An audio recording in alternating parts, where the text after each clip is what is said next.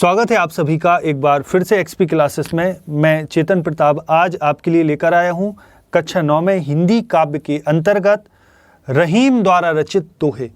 ये दोहे जो हैं वो नीतिगत दोहे हैं। इसमें बहुत अच्छी अच्छी बातें बताई गई हैं। तो वीडियो शुरू करने से पहले यदि आपने अभी तक चैनल को सब्सक्राइब नहीं किया है और बेल आइकन ऑन नहीं किया है तो दोनों ही काम कर लें, क्योंकि आगे हम जो भी वीडियो दें उसका नोटिफिकेशन आप तक पहुँचे और आप हमारे वीडियोज़ का फ़ायदा उठा सकें, लाभ उठा सकें। तो चलिए शुरू करते हैं। मैं चेतन प्रताप एक बार फिर सभी का स्वागत करता हूं एक्सपी क्लासेस में। चलिए शुरू करते हैं। हालांकि ये जो दोहे हैं वो सारे ब्रज भाषा में लिखे गए हैं। बड़ी सुंदर भाषा है, अच्छी भाषा है और बड़ी सरल है। देखें क्या कहते हैं कबीर, रहीम क्या कहते हैं। जो रहीम उत्तम प्रकृति का करी शकत कुसंग। इसमें अच्छे व्यक्ति के गुणों की सराहना, स्वभाव की सराहना उन्होंने की। क्या कहते हैं, जो रहीम उत्तम प्रकृति का करी शकत कुसंग, चंदन विष व्यापत नहीं लिपटे रहत भुजंग। रहीम कहते हैं कि जो व्यक्ति अच्छे स्वभाव का होता है, उत्तम प्रकृति का होता है, उसका कुसंग यानी बुरी संगति का उस पर कोई प्रभाव नहीं पड़ता।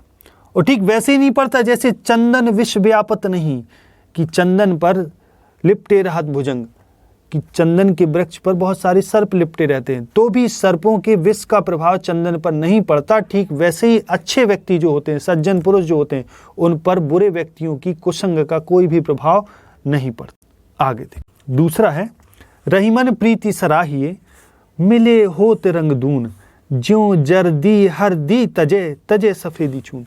कि रहीम इसमें सच्चे प्रेम की व्याख्या करते हुए कहते हैं कि हमें ऐसे प्रेम की सराहना करनी चाहिए कि जब प्रेमी मिलते हैं तो जो प्रेम का रंग होता है वो दुगना हो जाता है। कि रहीमन प्रीति सराहिए, कि रहीमन ऐसे प्रेम की सराहना कीजिए मिले होत रंग दून, कि जब प्रेमी मिलते हैं तो रंग दुगना हो जाता है प्रेम का।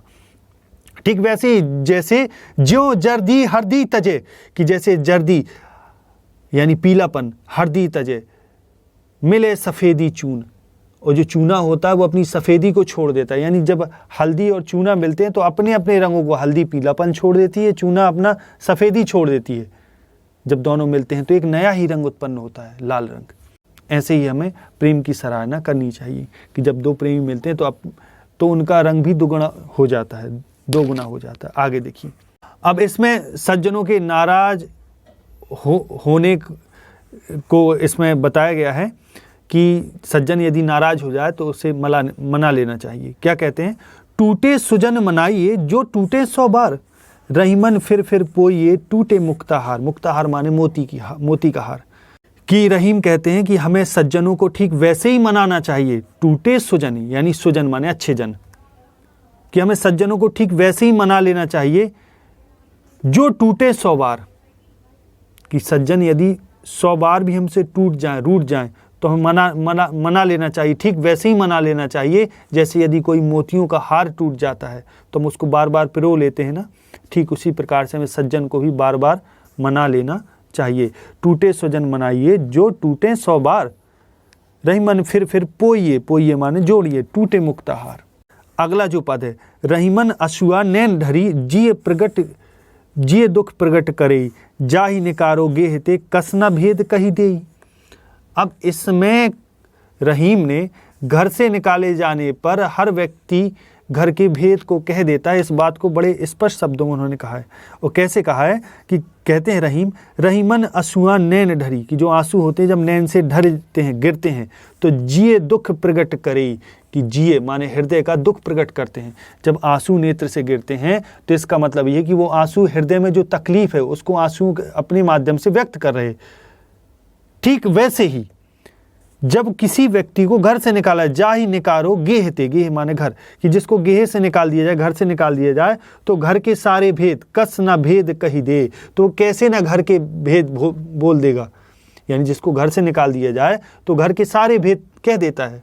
ठीक वैसे ही कह देता है जैसे आंसू यदि आंख से निकल आए तो हृदय की सारे दुख को व्यक्त कर देते हैं, वैसे ही घर से निकाला हुआ व्यक्ति सारे भेद कह देता है। यानी घर से निकाला हुआ व्यक्ति ठीक वैसे ही सारे भेद कह देता है जैसे आंखों से निकले हुए आंसू सारे दुख को प्रकट कर देते हैं। आगे देखें, अगला जो पद है, कही रहीम संपत्ति सगे बनत बहुत बहुरीत। अब इसमें रहीम कहते हैं कही रहीम संपत्ति सगे बनत बहुत बहुरीत और विपत्ति कसौटी जे कसे ते ही साँचे मीत। अब इसमें सच्चे मित्र के लक्षण बताते हुए रहीम कहते हैं कि कही रहीम संपत्ति सगे, कि जब संपत्ति होती है तो बहुत सारे सगे हो जाते, बनत बन जाते हैं, बहुत सारे, बहुरीत अलग अलग तरीके से।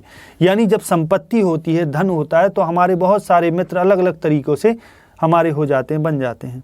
और विपत्ति कसौटी जे कसे, लेकिन सच्चे मित्र, वास्तविक मित्र वे हैं जो विपत्ति कसौटी जे कसे ते ही साँचे मीत, कि वे ही सच्चे मीत हैं, मित्र हैं जो विपत्ति की कसौटी पर, यानी विपत्ति की कसौटी पर सदा खरा उतरे, यानी विपत्ति में जो हमारा साथ निभाए वही सच्चे मित्र होते हैं। आगे देखें अगला पद, जाल परे जल जात मही तज मीनन को मोह रहीमन मछरी नीर को तऊ न छोड़त छोए। अब इस पद में, इसमें सच्चे प्रेम की व्याख्या की है उन्होंने और मोह को भी बताया है साथ में। क्या कहते हैं, जाल परे जल जात बही, कि जब जाल पड़ता है तो जाल पड़ता है, मछली फंसती है, जब जाल को निकाला जाता है जो उसमें जल होता है वो तो बह जाता है, मछली भर रह जाती है ना।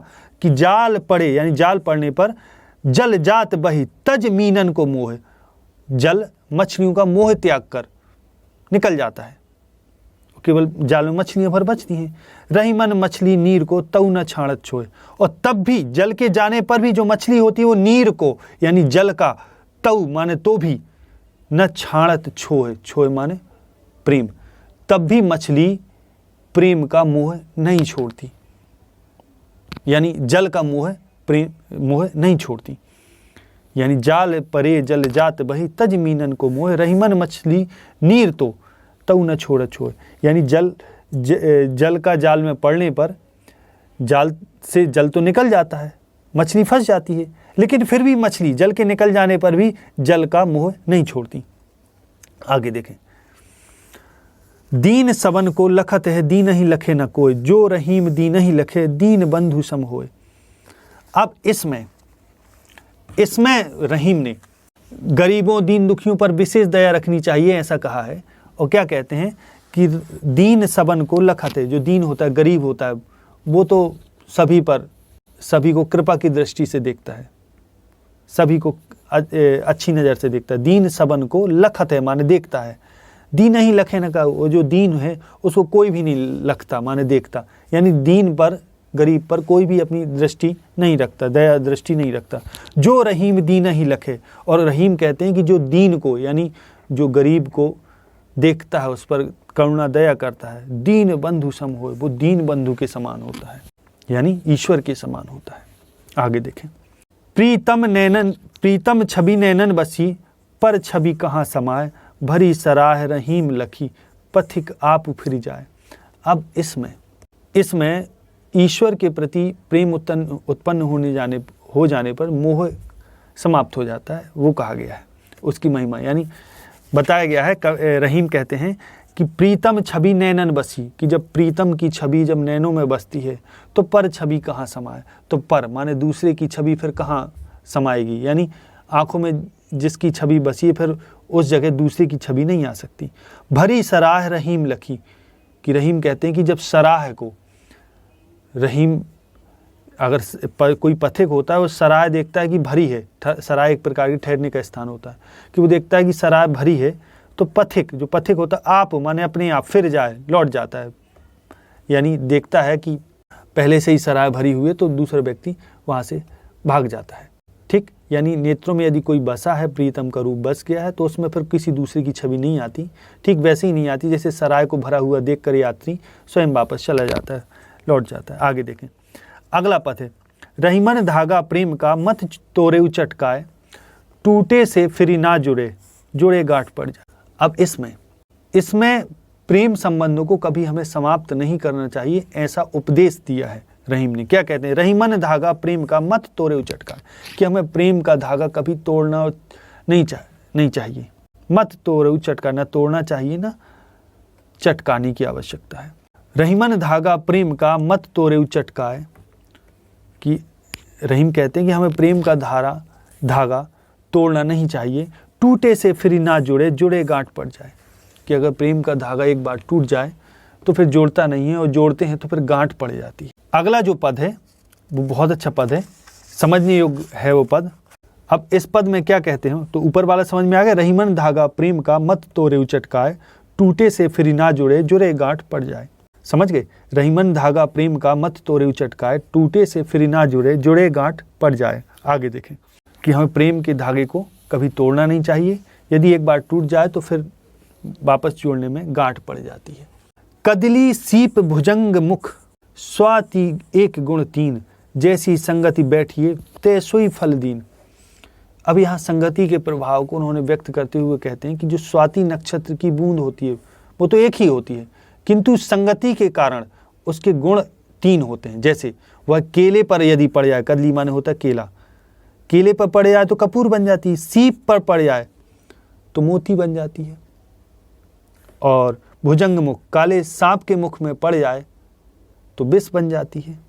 यानी स्वाति एक, स्वाति की बूंद एक होती है, स्वाति नक्षत्र में जो बूंद गिरती है वो एक होती है, लेकिन गुण तीन होता है। यदि वो बूंद केले में पड़ जाए तो कपूर बनती है, सीप में पड़ जाए तो मोती बन जाती है, और सांप के मुख में पड़ जाए तो विष पड़ जाती है।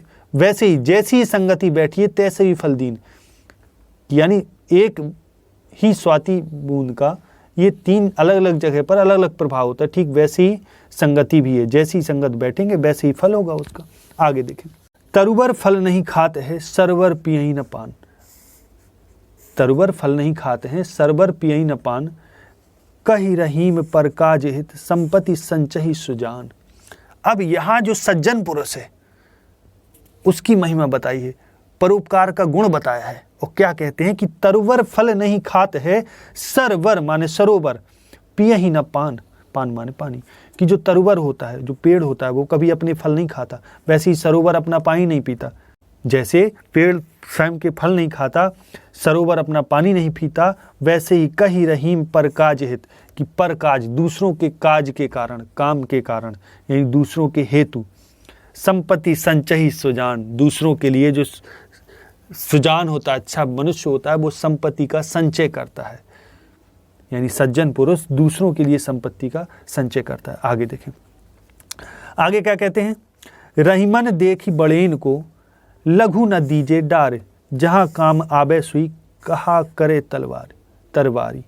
समझें, यहाँ हर एक छोटी चीज के भी महत्व को बताया है उन्होंने, कि हर एक वस्तु का, चाहे वो छोटी हो बड़ी हो, अपनी अपनी जगह अलग अलग महत्व है।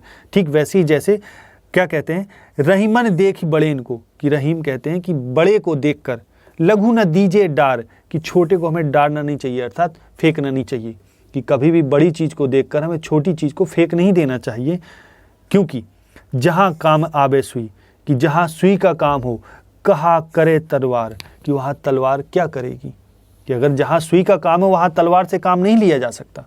ठीक उसी प्रकार से जहां छोटे का काम हो, बड़े का काम वहां नहीं होता, इसलिए बड़े को देखकर छोटे को हमें फेंकना नहीं चाहिए, उसका निरादर नहीं करना चाहिए। अगला देखें, यूं रहीम सुख होत है, बढ़त देख निज गोत, ज्यों बढ़ रही अखियां ने रखी, आँखन को सुख होत। कि यहाँ जो रहीम है वो अपने गोत को बढ़ता हुआ देखकर अपार आनंद की प्राप्ति होती है, ऐसा बताते हैं। यानी परिवार की वृद्धि सुख का कारण होती है, इस तथ्य को उद्घाटित करते हैं वो यहाँ। वो क्या कहते हैं, यूं रहीम सुख होते हैं, बढ़त देख निज गोत, कि ऐसे सुख होता है कि जब हम निज गोत, अपने गोत माने गोत्र को, कुल को जब बढ़ता हुआ देखते हैं तो हम वैसे ही सुख होता है जैसे ज्यों बढ़नी अखियां ने रखे, कि जैसे बड़ी आंखें देख के, निरख के, देख के, बढ़नी माने बड़ी, अखियां माने आंख, निरख माने देख के, आँखन को सुख होत, कि जैसे बड़ी आंखों को देखकर हमें सुख की प्राप्ति होती ना, ठीक वैसे ही सुख हमें हमारा गोत्र बढ़ते हुए, परिवार बढ़ते हुए देखकर होती है। आगे क्या कहते हैं, रहीमन ओछे नरन ते, तजो बैर अरुप्रीत, काटे चाटे स्वान के, दोहु भांति विपरीत। कि इसमें क्या कहते हैं कि रहीम कहते हैं कि नीच व्यक्तियों के प्रेम और द्वेष, प्रेम और घृणा दोनों से ही में बचना चाहिए। और क्या कहते हैं, रहीमन ओछे नरन ते, तजो बैर अरुप्रीत, कि जो ओछे नर हैं, जो नीच लोग हैं, नर का मतलब मनुष्य, जो नीच मनुष्य हैं, तजो त्याग दो बैर माने बैर, अरु माने और प्रीत, कि उनसे बैर और प्रीत यानी प्रेम और बुराई दोनों त्याग देनी चाहिए, उनकी प्रेम और बुराई दोनों ही त्याग देनी चाहिए। क्योंकि काटे चाटे स्वान के, कि स्वान यानी कुत्ता चाहे काट ले या चाट ले, दो भांति विपरीत फल देने वाला होता है। यानी कुत्ता यदि काट ले तो विष फैलता है और चाट ले तो अपवित्र कर देता है। ठीक उसी प्रकार से दुष्ट व्यक्ति की संग मित्रता और वैर दोनों ही कष्टकारक होते हैं। तो इसी के साथ ये रहीम ग्रंथावली से लिया गया है। रहीम की बहुत ही सुंदर रचना है, बहुत ही सुंदर शब्दों में उन्होंने इन पदों को कहा है। आशा है रहीम जी की ये सुंदर रचना आपको समझ में आई होगी। यदि समझ में आई है तो वीडियो को लाइक और शेयर करना ना भूलें और रहीम जी को धन्यवाद दें। और इसी के साथ वीडियो यहीं तक। जय हिंद, जय भारत, वंदे मातरम।